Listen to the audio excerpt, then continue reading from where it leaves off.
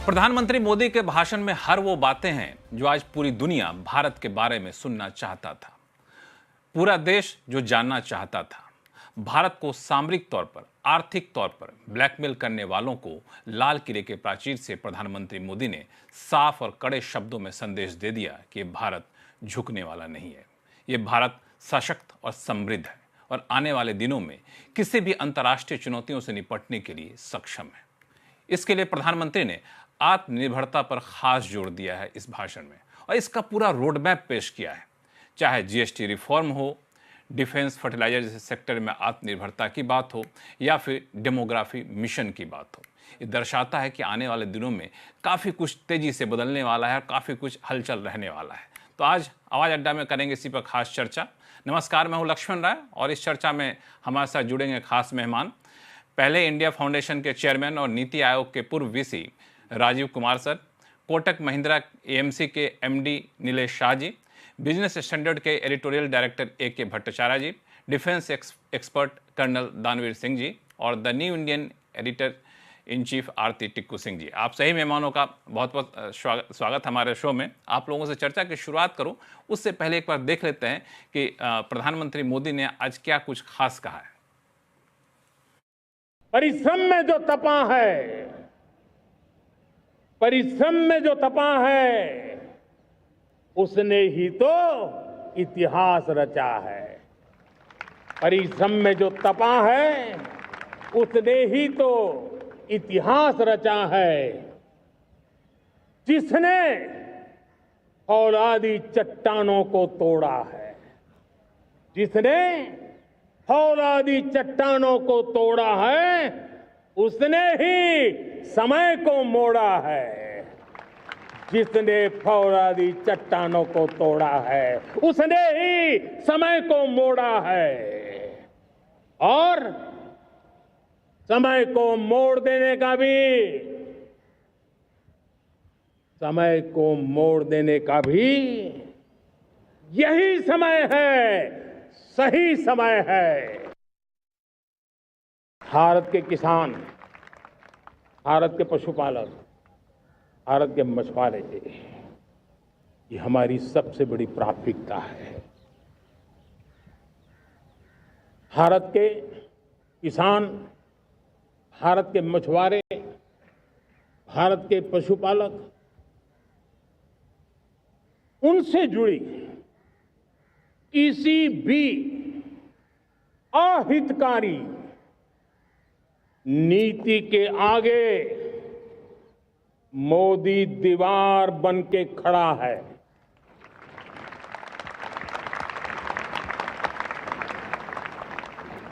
भारत अपने किसानों, अपने पशुपालकों, अपने मछुआरों के संबंध में कभी भी कोई समझौता नहीं स्वीकार करेगा। तो प्रधानमंत्री मोदी का संदेश साफ दर्शाता है कि सरकार काफ़ी एक्शन के मूड में रहने वाली है आने वाले दिनों में। उस एक्शन को कैसे देखा जाए और अभी से किस तरह की तैयारी की जाए। शुरुआत में राजीव कुमार सर आपसे करना चाहूँगा, जो कि पहले इंडिया फाउंडेशन के चेयरमैन भी हैं और नीति आयोग के चेयरमैन भी रह चुके हैं, वाइस चेयरमैन भी रह चुके हैं। तो प्रधानमंत्री मोदी के इस भाषण से आपको सबसे बड़ा टेक अवे क्या दिखता है? लक्ष्मण नमस्कार और सभी लोगों को हमारे इंडिपेंडेंस डे की शुभकामनाएं और मुबारक।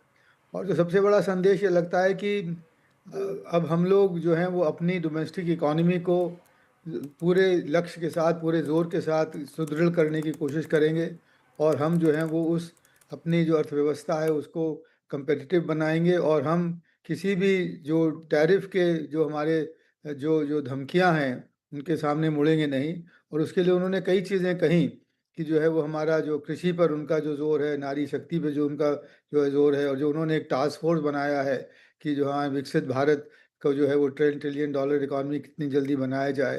तो मेरे विचार में तो मेरे लिए जो सबसे बड़ा संदेश प्रधानमंत्री का रहा है वो ये कि भारत आत्मनिर्भरता के रास्ते पर और इनोवेशन को आगे बढ़ाते हुए और हर तरह से टेक्नोलॉजी का इस्तेमाल करते हुए इस वैश्विक अर्थव्यवस्था में अपना स्थान कायम करेगा और किसी भी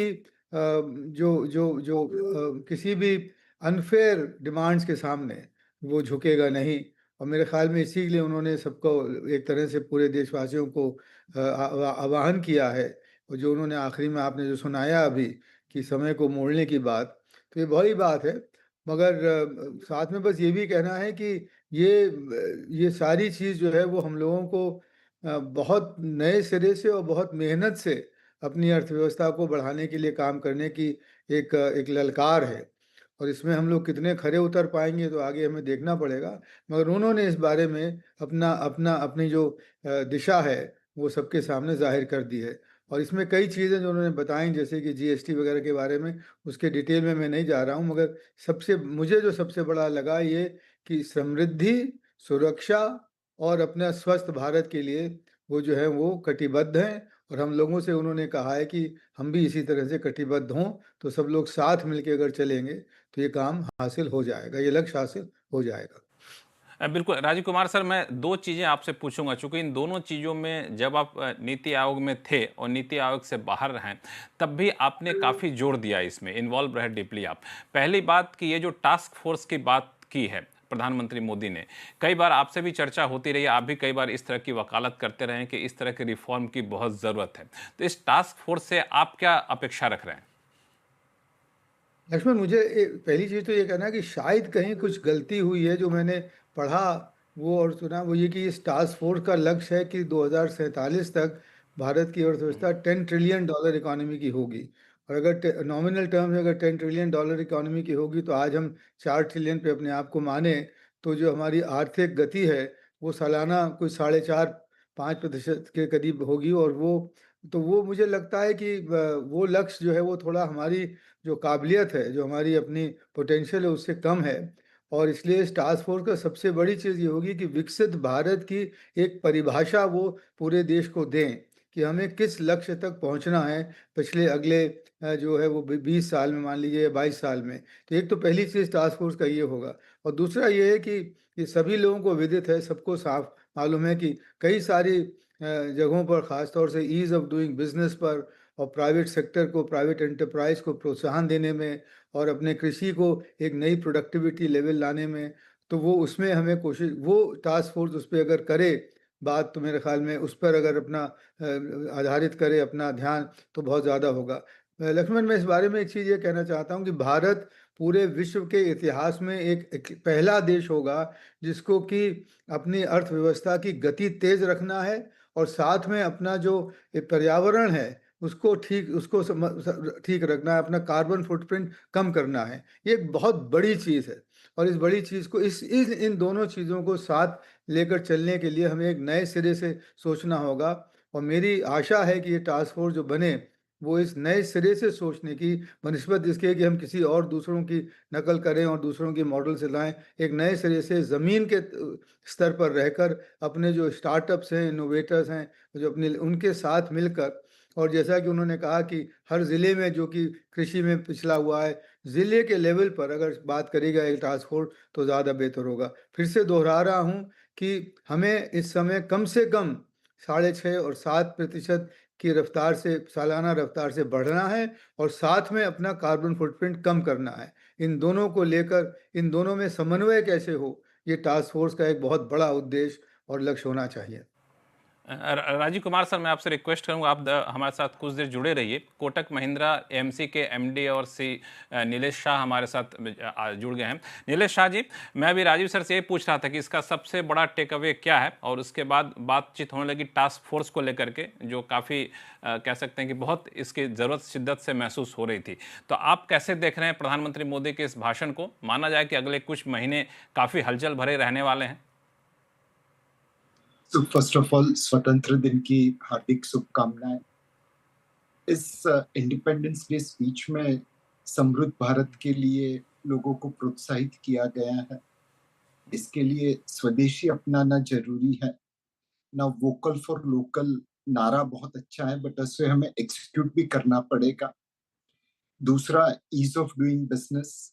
सरकार ने कई कदम उठाए हैं, कई कानून हटाए हैं, बट अभी भी लंबी जर्नी बाकी है। एंड फाइनली हमें टेक्नोलॉजी के मामले में आत्मनिर्भरता लेनी जरूरी है। अगेन नारा बहुत अच्छा है, बट हमें उससे एग्जीक्यूट करना पड़ेगा ग्राउंड पे।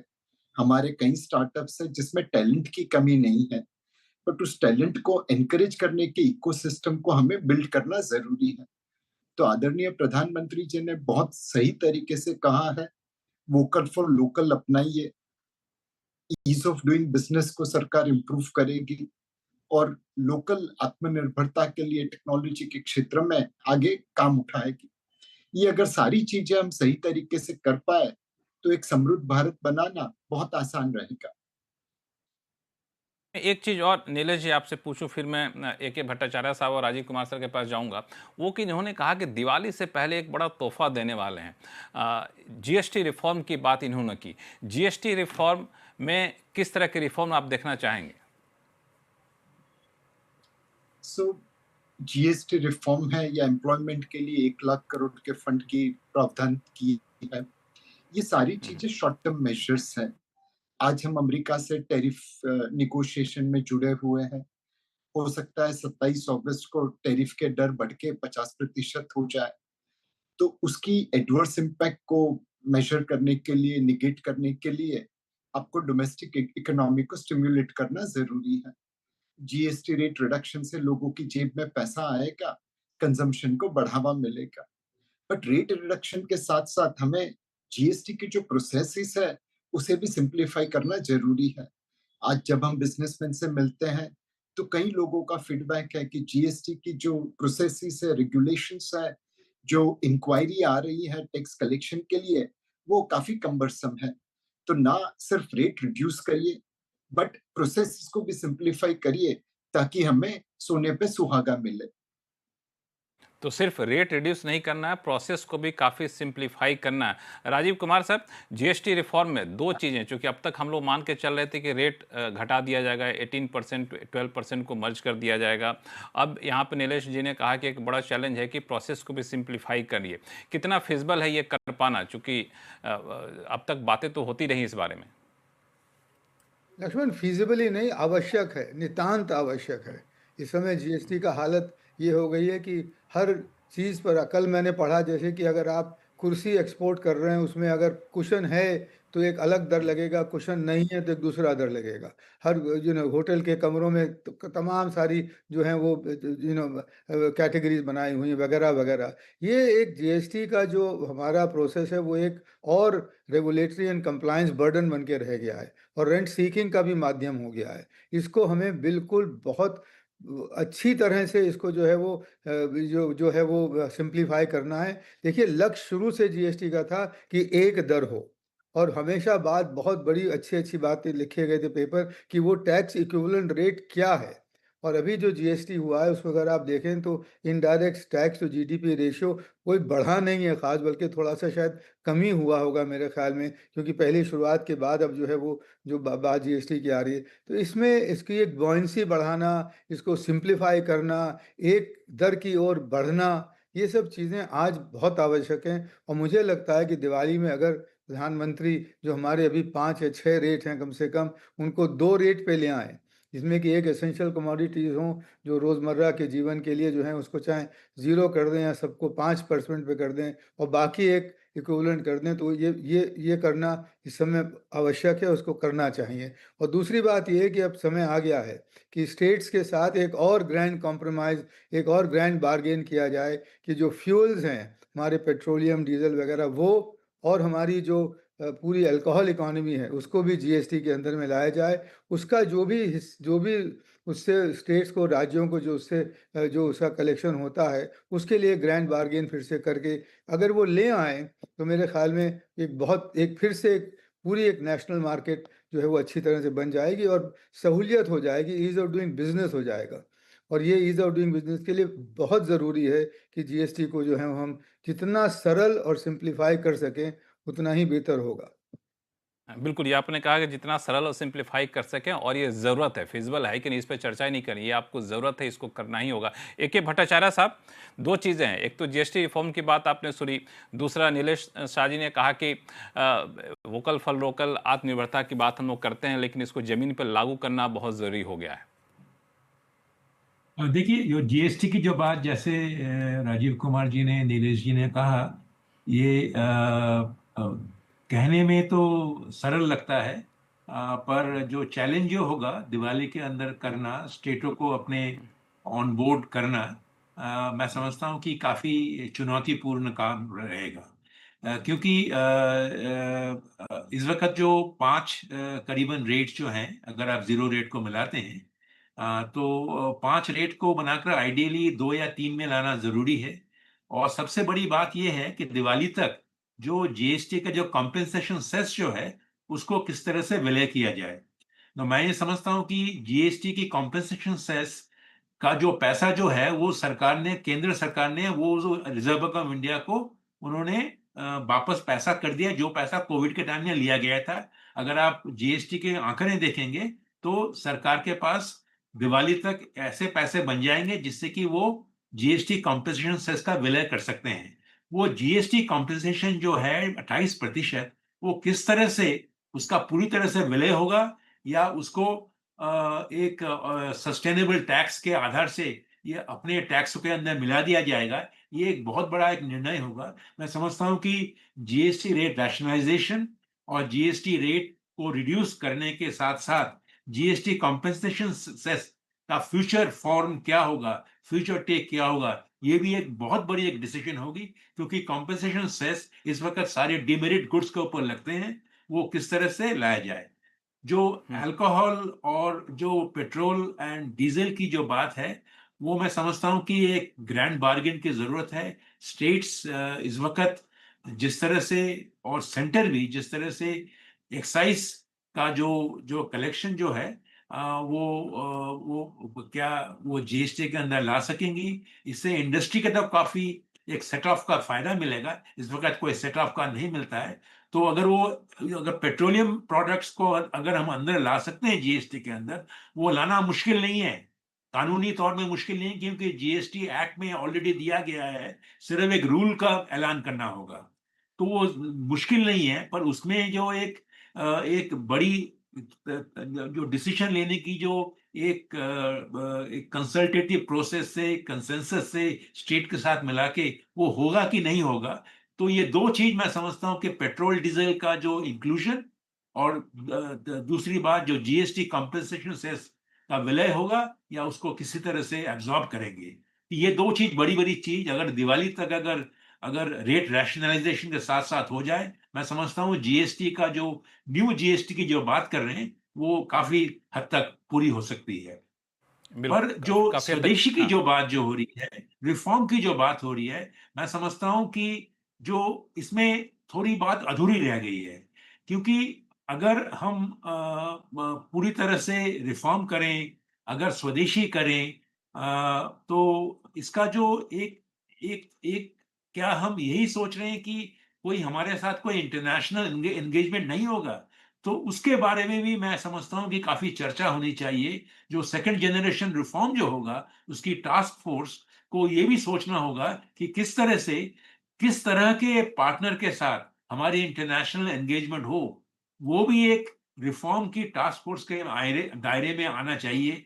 क्योंकि हम ये नहीं सोच सकते कि हम विश्व की तृतीय बड़ी एक इकोनॉमी बन जाएं, और हम एक टोटली इंसुलर इकोनॉमी भी रह जाएं। क्योंकि हमारे साथ ग्लोबल एंगेजमेंट, हाँ, जो हम पार्टनर चूज करेंगे वो हम अपने आप चूज करेंगे, पर एक ग्लोबल एंगेजमेंट की जरूरत बहुत जरूरी है। ये ऐसे वैश्विक व्यापार या वैश्विक इन्वेस्टमेंट के दृष्टिकोण से।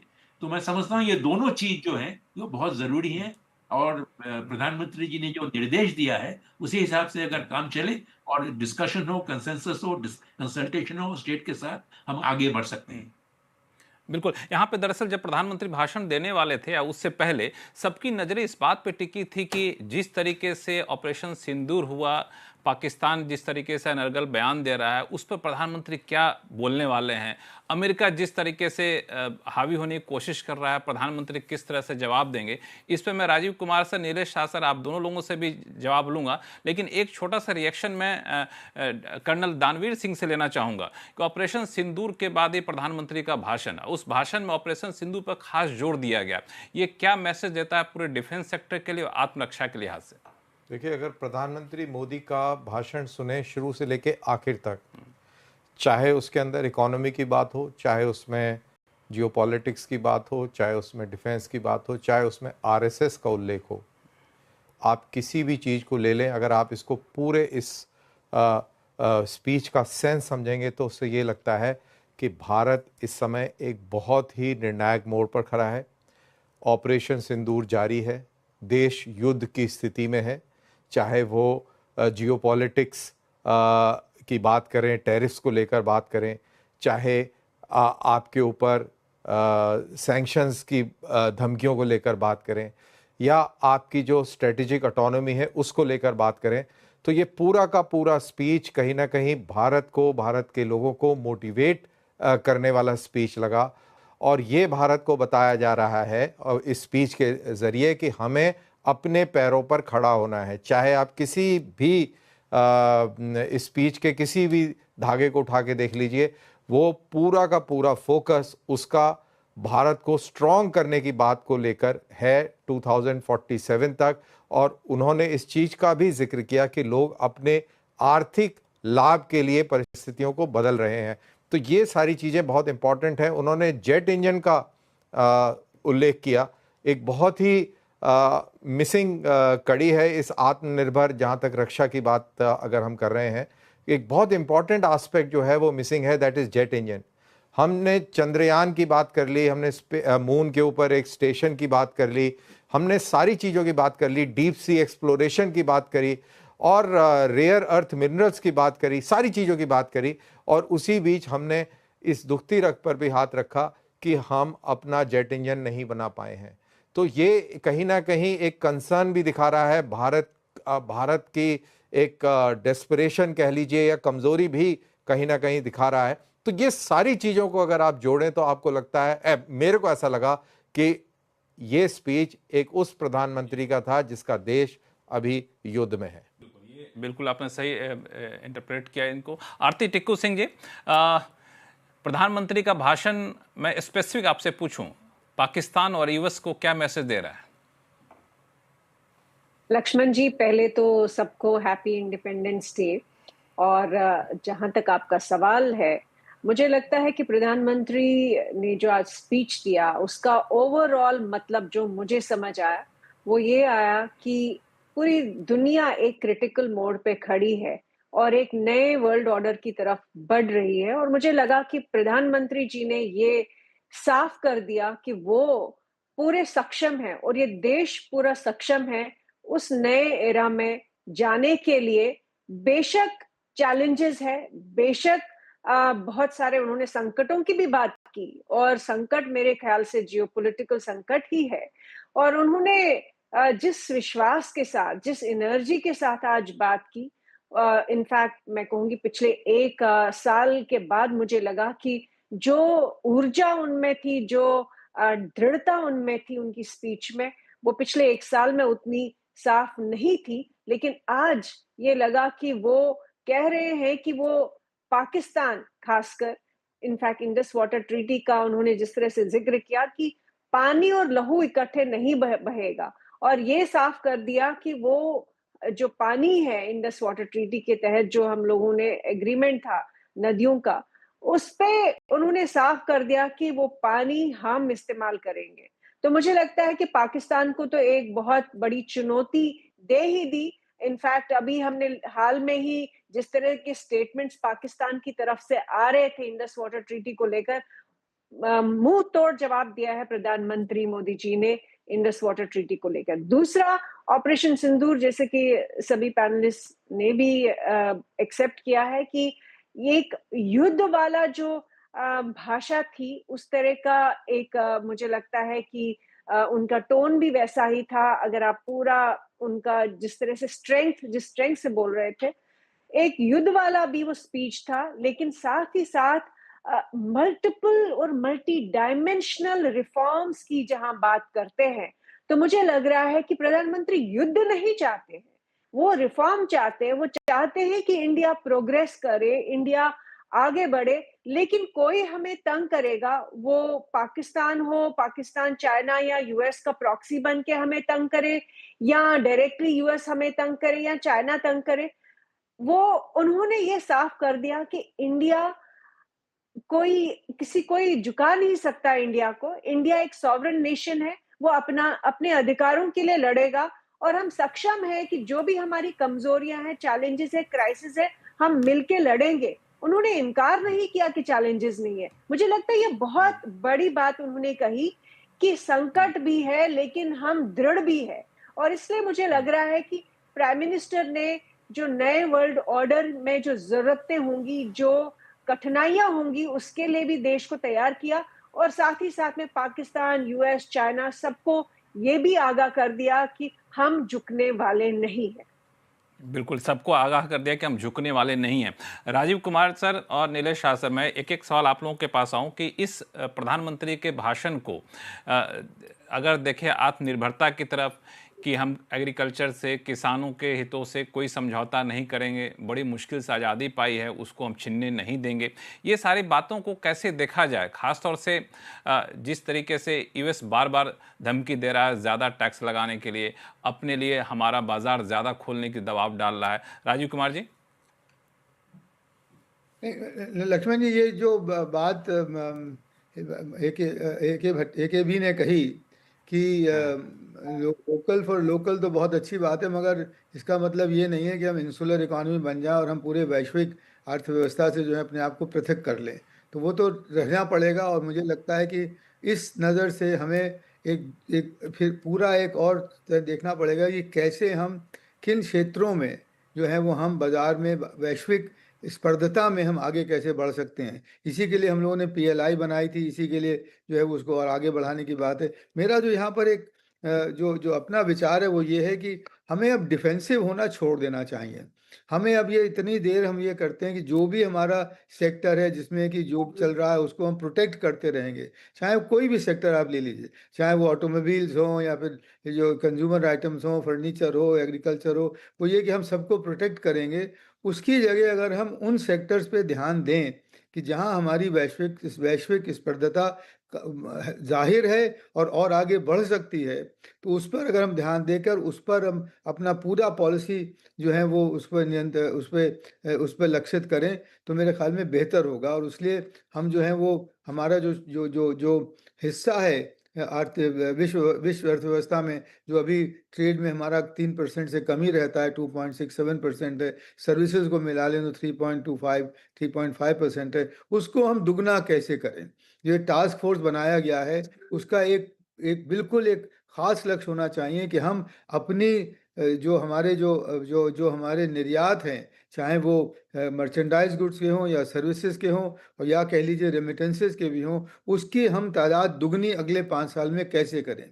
अगर हम इस पर बात करेंगे और इस पर अगर हम जोर देंगे, तो मुझे लगता है कि हम किसी भी चैलेंज को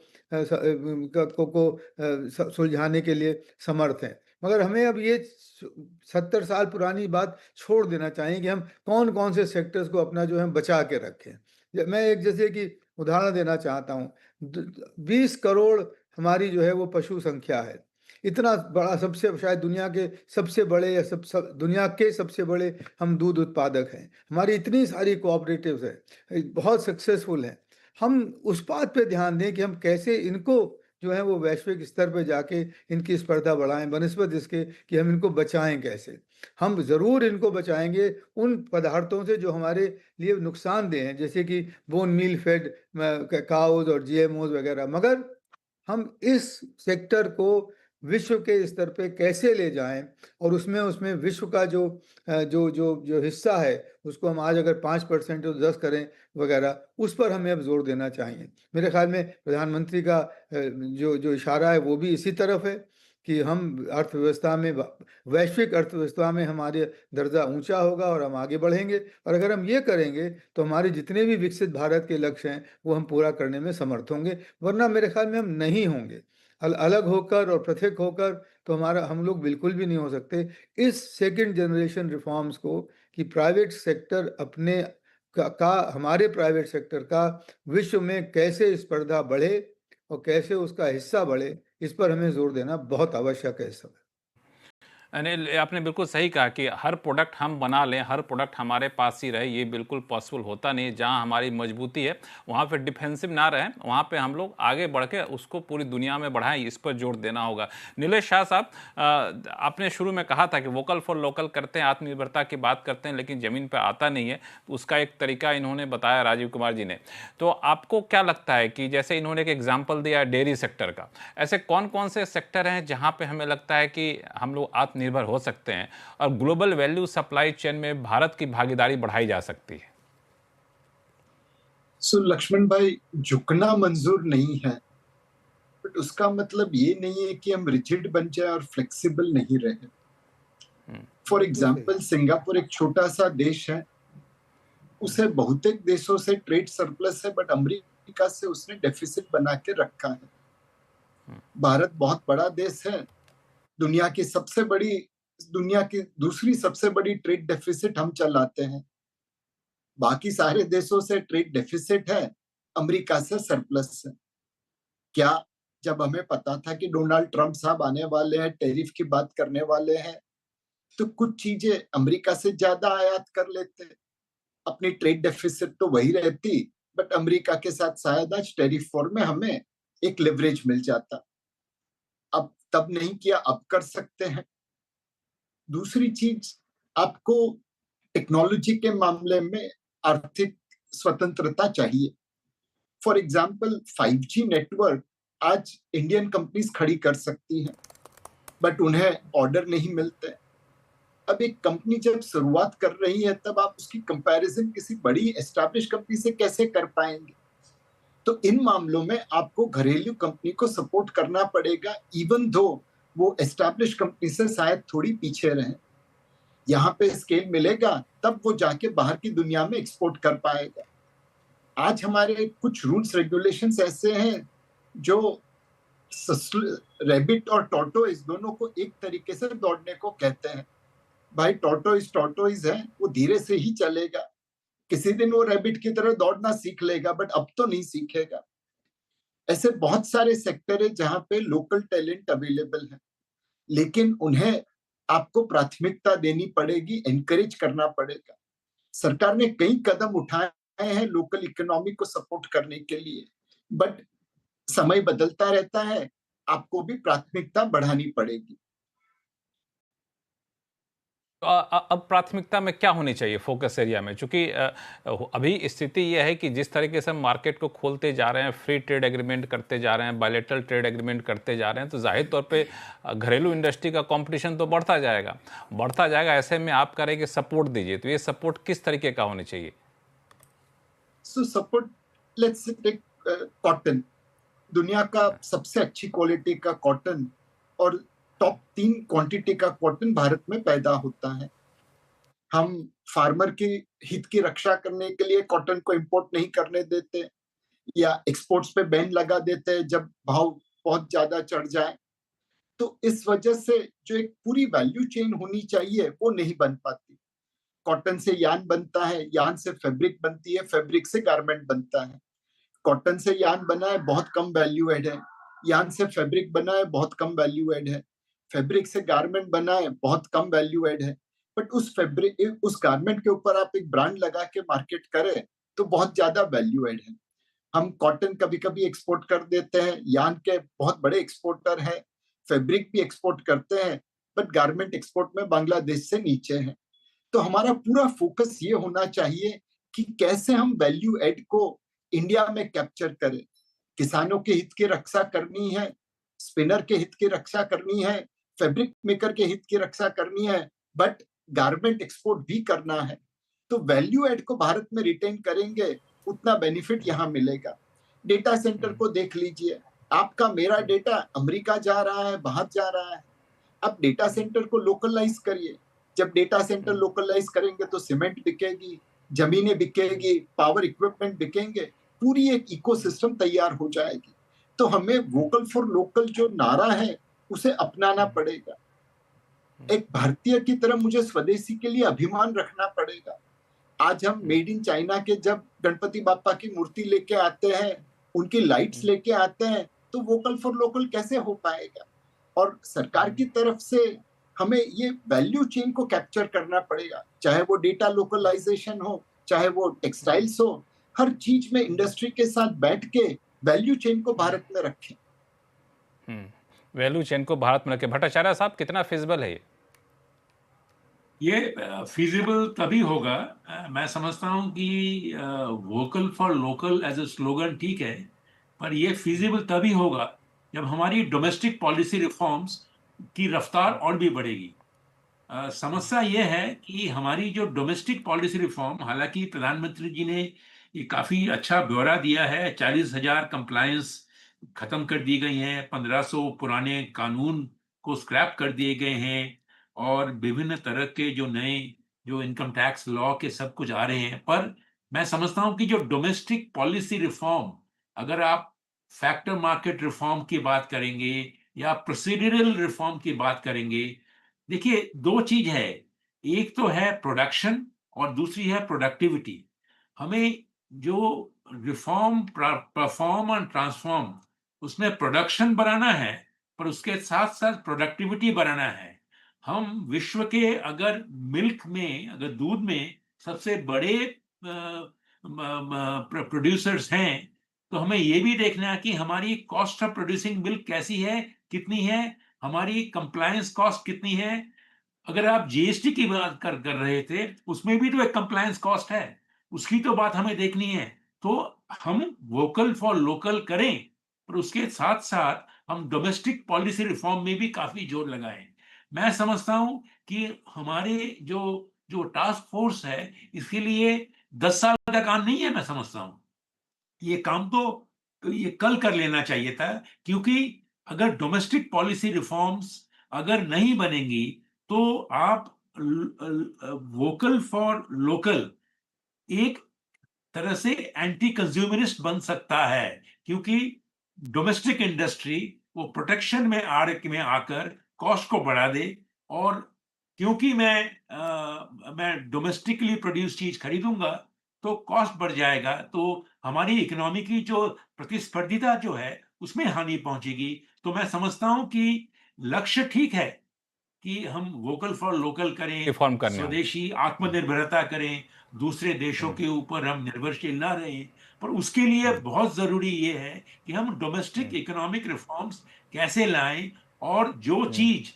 2024 के बजट में कही गई थी, आज हम प्रधानमंत्री जी ने आज फिर से उसका दोबारा उन्होंने कहा कि एक टास्क फोर्स बनेगी।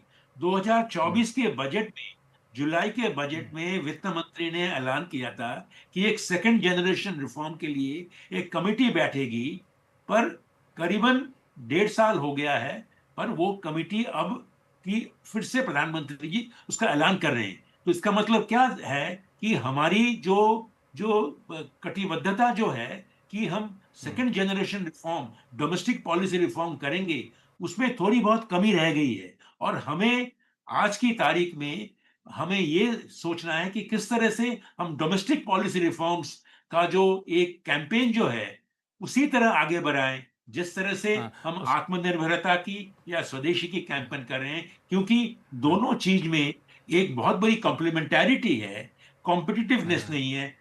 दोनों चीज को एक कॉम्प्लीमेंटैरिटी से आगे ले जा सकती हैं, और मैं समझता हूँ और यही इसकी एक रफ्तार को तरीका हाँ, है। और इसकी रफ्तार को और हमें तेज करनी पड़ेगी। ऐसा करते हैं हम लोग चर्चा को आगे जारी रखेंगे। फिलहाल एक ब्रेक ले लेते हैं। और नीलेश शाह साहब, आपको बहुत बहुत धन्यवाद हमारे शो में जुड़ने के लिए, और राजीव कुमार सर, आप दोनों लोगों को बहुत बहुत धन्यवाद हमारे शो में जुड़ने के लिए। बाकी राजीव टिक्कू सिंह, दानवीर जी और AKB सर, आप जुड़े रहिए हमारे साथ। ब्रेक के बाद लौटते हैं, कहीं जाइएगा नहीं।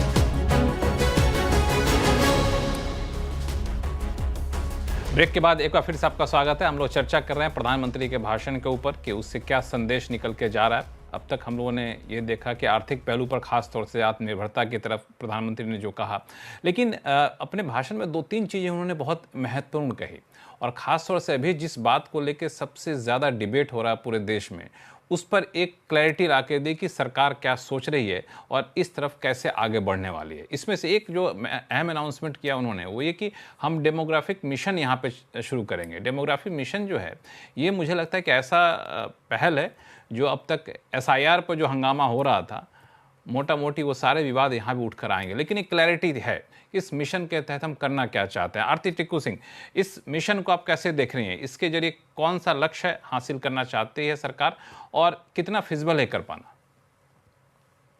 लक्ष्मण जी, क्लियरली मुझे ये पॉलिटिकल स्लोगन लगा डेमोग्राफिक मिशन का, और इससे उत्साहित होंगे उनकी अपनी कॉन्स्टिट्यूएंसी, प्राइम मिनिस्टर मोदी की पार्टी उत्साहित होगी, क्योंकि वो लगातार एक तो इलीगल इमिग्रेंट्स के बारे में बात कर रहे हैं। इनफैक्ट पूरा वेस्ट बंगाल, असम, नॉर्थ ईस्ट में इलीगल इमिग्रेंट्स की उनका एक रहा ही है, नारा रहा ही है। और दूसरा, पिछले कई सालों में हमने ये भी CAA को लेकर जो हंगामा हुआ, NRC को लेकर जो हंगामा हुआ, और तीसरा अभी जो कास्ट सेंसस है वो भी मुझे लगता है इससे कहीं ना कहीं जुड़ा हुआ है। कास्ट सेंसस, जबकि ऑपोजिशन की मांग थी, राहुल गांधी की मांग थी, और उस पे लगभग अब सारा कंसेंसस ही है कि हाँ कास्ट सेंसस होना चाहिए। तो मुझे लगता है कि ये सारे विवाद जो है पॉलिटिकल डिस्कोर्स को दोबारा से एक नई जान देगा। पॉलिटिकली दोनों ऑपोजिशन और बीजेपी को भी सूट करता है, क्योंकि दोनों अपने अपने पिच पे खेलेंगे, दोनों अपने अपने कंस्टिट्यूएंसीज को केटर करेंगे। और मुझे लगता है कि इससे क्या अगले बिहार के इलेक्शंस और जितने भी राज्यों के इलेक्शंस है उसमें उनमें काफी एक वो डीप मैं कहूंगी पोलराइजेशन भी हो सकता है, या जिस तरह के जो समीकरण है, कास्ट के समीकरण है, वो भी इसमें हमको दिखाई देंगे। क्लियरली ये एक पॉलिटिकल मैसेजिंग थी अपने कंस्टिट्यूएंट्स के लिए, और मुझे लगता है कि इससे बीजेपी जहां जहां मुझे लग रहा है कमजोर थी, हमने देखा 2024 इलेक्शंस में बीजेपी 240 तक सीमित रही। क्या इस पॉलिटिकल स्लोगन से ये बीजेपी वापस 272 2029 में पार करेगी कि नहीं, वो वक्त तय करेगा। हालांकि आप इसको पॉलिटिकल स्लोगन के तौर पर देख रही हैं, लेकिन प्रधानमंत्री ने बड़ा ही कड़े शब्दों में कहा कि एक षड्यंत्र के तहत, सोची समझी साजिश के तहत देश की डेमोग्राफी को बदला जा रहा है और एक नए संकट के बीज बोए जा रहे हैं। और उसी संकट के बीज को ख़त्म करने के लिए ये डेमोग्राफी मिशन वो लाना चाहते हैं। कर्नल दानवे सिंह जी, इस डेमोग्राफी मिशन के जरिए क्या हासिल हो पाएगा और ये कितना बड़ा संकट है जिसको दूर करने के लिए इस मिशन की ज़रूरत पड़ी? देखिए, जो प्रधानमंत्री मोदी ने कहा बहुत सही कहा। इसको आप राष्ट्रीय सुरक्षा से जोड़ के देखिए। पॉलिटिक्स अपनी जगह पे है, वो तो होती रहेगी। आप दिल्ली में, बॉम्बे में, हैदराबाद में, बेंगलोर में चले जाइए, जो आपकी डोमेस्टिक हेल्प है, जो आपके जो अदर वर्कर्स हैं, प्लम्बर्स हैं, इलेक्ट्रिशियंस हैं, अगर आप देखें पेंटर हैं, ख़ासतौर से पेंटर और मेसन हैं, ये देखेंगे ज़्यादातर आपको बांग्लादेशी मिलेंगे आपको, और आप उनकी बड़ी आसानी से पहचान कर सकते हैं। मैंने आसाम में नौकरी करी है और मैंने वो डिब्रूगढ़ और आपका ग्वालपाड़ा और ये पूरे इलाका मैंने बड़े नज़दीक से देखा है, पैदल चल के ज़्यादा है। जी हाँ, वहाँ भरे पड़े हुए हैं, और किस तरीके से वो वहाँ से आते हैं, किस तरीके से सिस्टम में घुसते हैं, ये आपको चौंका देगा, आपको डरा देगा। मेरे को आश्चर्य ये होता है कि इतने सालों के बाद, इतना आंदोलन हुए, इतना सब कुछ हुआ, फिर भी ये प्रधानमंत्री को आज 2025 में ये बोलना पड़ रहा है रेड फोर्ट के ऊपर से। ये सबको मालूम है। वेस्ट बंगाल की ममता बनर्जी खुद पार्लियामेंट में इसको हाईलाइट करती रहीं जब वो पार्लियामेंट में बैठती थी, और आज वो उसको दूसरे तरीके से देखती है। तो मेरा कहने का मतलब यहाँ पर ये है कि जब तक हम सिचुएशन को सही तरीके से आइडेंटिफाई नहीं करेंगे, ये चीज़ समझ में नहीं आएगी। ये पॉलिटिकल स्लोगन लोगों को लगता होगा, लेकिन ये बहुत इम्पॉर्टेंट राष्ट्रीय सुरक्षा का मुद्दा है। जैसे ही आपकी डेमोग्राफी चेंज होती है, आपके पॉलिटिकल डायनेमिक्स चेंज होते हैं। पॉलिटिकल डायनेमिक्स चेंज होने से आपकी जो पॉलिटिकल अंडरटोन्स हैं, जो मैसेजिंग है, वो सारी चेंज होती है और आपके कंट्री का डायरेक्शन चेंज होता है। तो ये कोई छोटी मोटी चीज नहीं, ये बहुत इंपॉर्टेंट चीज है। उन्होंने काफी जोर देकर ये बात कहा। ए.के. भट्टाचार्य सर, ये मिशन सिर्फ पॉलिटिकल स्लोगन ना बन के रहे, इसको पॉलिटिकल फायदे के लिए या फिर वाद विवाद के लिए अपनी अपनी कॉन्स्टिट्यूंसी को साधने का हथियार ना बन कर रहे, लेकिन वाकई में जिस समस्या का जिक्र प्रधानमंत्री ने किया कि ये बाहर से आकर के हमारी बहन बेटियों के रोजगार को छीन रहे हैं, उस तरह की समस्या का समाधान निकले। इस मिशन के तहत ऐसा क्या करना चाहिए? देखिए, ये पॉलिटिकल मैसेज भी है। मैं आरती जी से सहमत हूँ और दानवीर सिंह से भी मैं सहमत हूँ, क्योंकि ये एक इशू जरूर है, एक बहुत बड़ा एक इशू है, पर इसका एक इकोनॉमिक पहलू है, वो हमें इसका हम नजरअंदाज नहीं करना चाहिए। जैसे इकोनॉमिक पहलू को, वो आर्थिक पहलू को। वो आर्थिक पहलू ये है कि दो इश्यूज हैं, एक है मोबिलिटी और दूसरा है माइग्रेशन। सवाल यह है कि जो सो कॉल्ड घुसपैठिया हमारे देश में आकर काम कर रहे हैं, वो काम क्या और कोई हरियाणा का आदमी या दिल्ली का आदमी या हैदराबाद का आदमी या कोई आदमी कर रहा है? अगर वो कर रहा है, अच्छी बात है, पर हमें ये देखना है कि अगर उसको हम किस तरह से आइडेंटिफाई करें, किस तरह से मोबिलिटी को ना हानि पहुंचाकर हम माइग्रेशन के ऊपर ज्यादा जोर दें, वो मैं समझता हूं कि उसमें इकोनॉमिक इम्पैक्ट कम रहेगा। क्योंकि आफ्टर ऑल जो वर्कफोर्स वहां से आकर काम कर रही है, जिस तरह से हमारे देश के लोग बाहर जाकर मोबिलिटी के जरिए बाहर जाकर काम कर सकते हैं और वो एक इकोनॉमिक आउटपुट क्रिएट कर रहे हैं उस कंट्री के लिए, अपने भी लिए भी, उसी तरह हमारे देश में भी एक इकोनॉमिक आउटपुट क्रिएट हो रही है। हमें इसका नजरअंदाज नहीं करना चाहिए। तो ये एक इकोनॉमिक इशू भी है और मैं समझता हूं ये डेमोग्राफिक मिशन सिर्फ पॉलिटिकल और सिक्योरिटी मिशन ही ना बने, ये एक इकोनॉमिक मिशन भी बने, जिसमें हम ये देख सकें कि मोबिलिटी और माइग्रेशन का एक पूरी तरह से एक डिफरेंशिएशन हो और मोबिलिटी के ऊपर कोई रोक ना लगा के, हाँ, माइग्रेशन के ऊपर अगर हम रोक लगाना चाहते हैं देश के हित के लिए, स्वार्थ के लिए, जरूर लगाना चाहिए। पर मोबिलिटी एक इकोनॉमिक एजेंट है और मोबिलिटी को हमें कोई हानि नहीं पहुंचाना चाहिए, क्योंकि उससे हमारी आर्थिक जो इकोनॉमिक आउटपुट जो है उसमें हानि ना पहुंचेगी। तो ये बहुत ही एक हालांकि आप सेंसिटिव मामला है। मैं ये समझता हूं कि दोनों चीजें बहुत जरूरी हैं।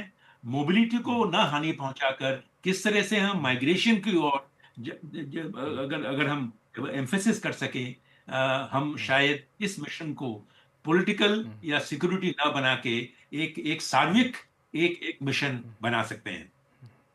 लेकिन आपने बहुत अच्छे से बताया कि मोबिलिटी और माइग्रेशन दोनों के बीच में एक डिफरेंशिएट करना होगा। ठीक है, बाहर के लोग, हम भी जाके कहीं बाहर नौकरी कर रहे होते हैं, बाहर के लोग हमारे यहाँ भी नौकरी करें, लेकिन अवैध तरीके से ना आए, घुसपैठिए बनकर ना आए, रास्ते से आए और फिर अपना इकोनॉमी में योगदान देना चाहते होते हैं। यहाँ पे दानवीर सिंह साहब को जोड़ना चाहते हैं। जी, मैं बिल्कुल इनसे सहमत हूँ। आरती जी, आपके पास भी आ रहा हूं। जो ये इकोनॉमी के साथ उसको जोड़ रहे हैं, बिल्कुल सही कह रहे हैं। मैं इसको बहुत ही सरल भाषा में आपको समझाने का प्रयास करता हूँ। इसी इकोनॉमिक इशू को, जो लोकल है, जो यहाँ पे रह रहा है, जो पूरे सिस्टम के अंदर रमा हुआ है, उसका घर है, उसका परिवार है, वो लीगल इलेक्ट्रिसिटी कनेक्शन के साथ है, गैस कनेक्शन है, वो सब कुछ देख रहा है, जीएसटी दे रहा है, सब कुछ कर रहा है वो। और मान लो, फर्ज करो कि वो एक स्किल्ड काम करता है, वो प्लम्बिंग या इलेक्ट्रिशियन का काम करता है और वो उसका कोई रेट है मान लो 100 रुपया। लेकिन जो इलीगल रूप से आया है, बांग्लादेश से इधर आ गया या कहीं से आ गया, वो एक झुग्गी झोपड़ी में रह रहा है, उसके पास इस तरीके की कोई सुविधा नहीं है, ना ही उसके ऊपर कोई इस तरीके का बोझ है, तो वही 100 रुपए का काम वो 50 रुपए में करने को तैयार हो जाता है। तो आपने क्या किया? आपने इकोनॉमिक पॉइंट ऑफ व्यू से, क्योंकि मेरे को सस्ते में काम कराना है, मैंने 50 रुपए वाले को हायर कर लिया। जो 100 रुपए वाला जो है, जो प्रॉपरली रह रहा है, जिसको पूरा परिवार संभालना है, बाकी सब चीजें हैं, और जो सिस्टम कॉस्ट झेल रहा है, उसको आपने बेरोजगार कर दिया। तो ये एक इशू है, ये हमको समझना चाहिए। तो इलीगल जो घुसपैठिया है, उसको रोकना ये हमारा नेशनल कर्तव्य है, सबका कर्तव्य है, क्योंकि आप कहीं ना कहीं अपने लेजिटिमेट जो सिटीजन है, लॉ अबाइडिंग सिटीजन है, जो सारी चीजें कंप्लाई कर रहा है, आप उसको मार रहे हैं। That is what is the underline. बिल्कुल, इकोनॉमिक पहलू का एक एंगल यहाँ पे दानवीर सिंह जी ने दिया। इस पे मैं एकेबी सर आपके पास आऊंगा रिएक्शन लेने के लिए, लेकिन आरती टिक्कू सिंह को जोड़ना चाहती हैं। लक्ष्मण जी, देखिए, ये बहुत ही कॉम्प्लेक्स इशू है। इलीगल इमिग्रेंट्स आज के नहीं है इंडिया में, काफी अरसे से आ रहे हैं। 1971 में सबसे बड़ा जो एंट्री हुआ इलीगल इमिग्रेंट्स का, और वो एब्जॉर्ब जिस तरह से हुए हैं, वो सक्सेसिव गवर्नमेंट्स ने एब्जॉर्ब कर भी लिया है। और अगर पिछले 11 साल में घुसपैठिए आए हैं, तो बहुत बड़ा सवाल जो है केंद्र सरकार के सिक्योरिटी एस्टेब्लिशमेंट पे खड़ा होगा कि ये घुसपैठे कैसे आए पिछले 11 साल में, जबकि ये एजेंडा जो है, ये इशू जो है, बीजेपी अपने मैनिफेस्टो या बीजेपी अपने भाषणों में देती आ रही है लगातार। तीसरी बात ये भी होगी कि वेस्ट बंगाल की सरकार को भी कहीं ना कहीं कटघरे में खड़ा किया जाएगा कि ये घुसपैठे आ क्यों रहे हैं। तो इसमें लेकिन अल्टीमेटली रियलिस्टिकली हमको ये सोचना है कि अगर एक एनआरसी हो जाता है, या कास्ट सेंसस हो जाता है, या सेंसस हो जाता है, या पूरी वेरिफिकेशन हो जाती है सारी डॉक्यूमेंट्स के बाद, और 10 लाख लोग या है 20 लाख या 50 लाख लोग भी जो है वो आइडेंटिफाई किए जाते हैं कि वो इलीगल इमिग्रेंट्स है, तो कौन सी कंट्री जो है, क्या बांग्लादेश तैयार है उन इलीगल इमिग्रेंट्स को वापस लेने के लिए, या कोई और कंट्री उनको वापस लेने के लिए तैयार होगी? मुझे लगता है ये पॉलिटिकली, मैंने शुरू में जो कहा मैं उसी पे अड़िग हूँ कि ये पॉलिटिकल मैसेज ठीक हो सकता है, ये पॉलिटिकल पार्टीज के लिए एक पिच हो सकता है बैटिंग के लिए या बॉलिंग के लिए, लेकिन रियलिस्टिकली इसमें जियोपॉलिटिकल इश्यूज है, रियलिस्टिकली इसमें इकोनॉमिक इश्यूज को साइड पे सारे छोड़ दीजिए, चैलेंजेस क्योंकि हाँ, जब इलीगल इमिग्रेंट्स ना भी होंगे